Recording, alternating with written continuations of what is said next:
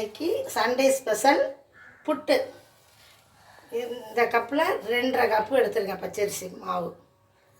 2.5 கப்புனா அரை கிலோ பச்சரிசி மாவு. வேறு அளவு உப்பு போட்டுட்டு புட்டுக்கு தண்ணியை தெளித்து பிசையணும். தண்ணி ஊற்றி பிசையக்கூடாது, தண்ணி தெளித்து பிசையணும். மாவு பிசைய சொன்னால் எல்லாம் உருண்டையாக போட்டு வச்சுருக்காங்களே புட்டுக்குன்னு நினைக்காதீங்க. நம்ம கையெல்லாம் ரொம்ப அது லைட்டாக ஈஸியாக செய்யக்கூடிய வேலை தான் செய்யும்.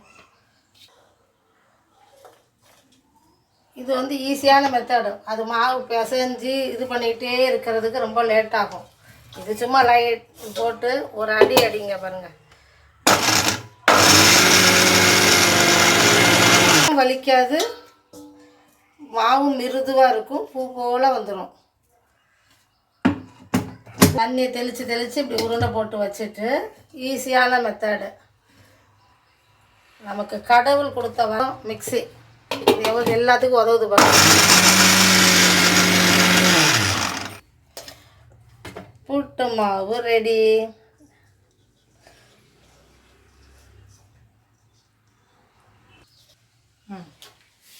ஒரு கப் மாவு, பச்சரிசி மாவு, தேங்காய்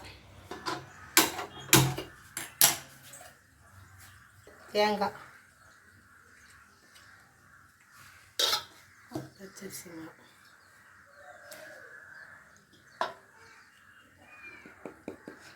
நடுவில் போட்டு தேங்காய் சொல்கிறேன்.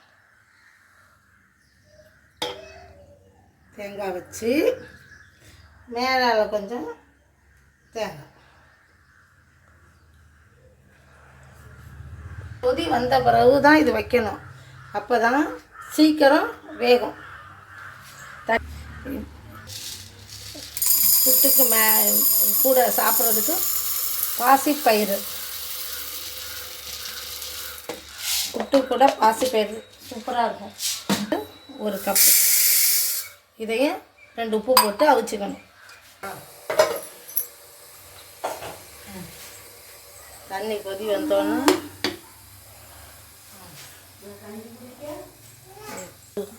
இதில் பாசிப்பயிறு, புட்டும் பாசிப்பயிரும் ஒரே டைம் ரெடி ஆயிடும்.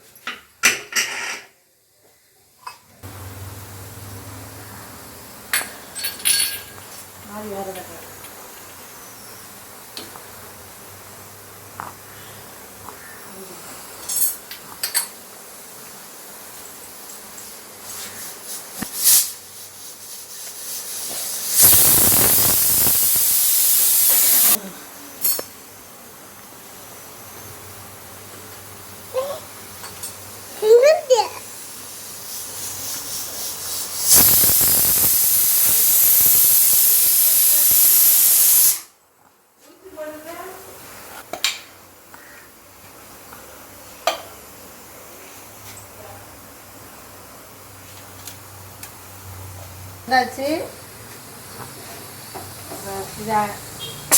பாசிப்பயிறு இறக்கியாச்சு. இதுக்கு காம்பினேஷனாக இனி அப்பளம் பொரிக்கணும்.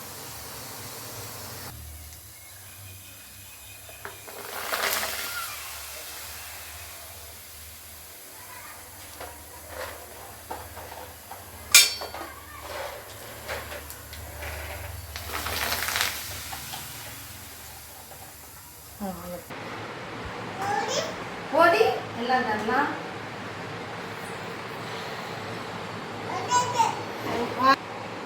த்ரீ எடுத்துக்கோ. பாப்பாக்கு இது பாப்பாக்கு புட்டு.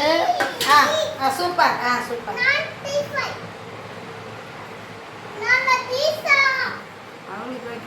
வணக்கம் வணக்கம் வணக்கம் வணக்கம் வணக்கம் வணக்கம் உண்டா?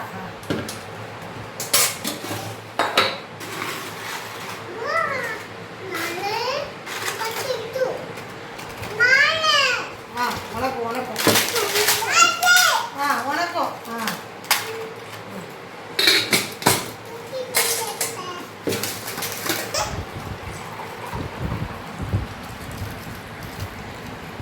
புட்டு, பப்படம், கட்டஞ்சாயா, இதான் இதோட சூட்டப்படும். இதுக்கெல்லாம் சீனி போட்டுக்கலாம்.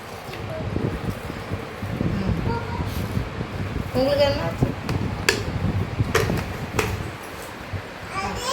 ஆ அப்படிங்க மகாராணி சூப்பராக இருக்கா?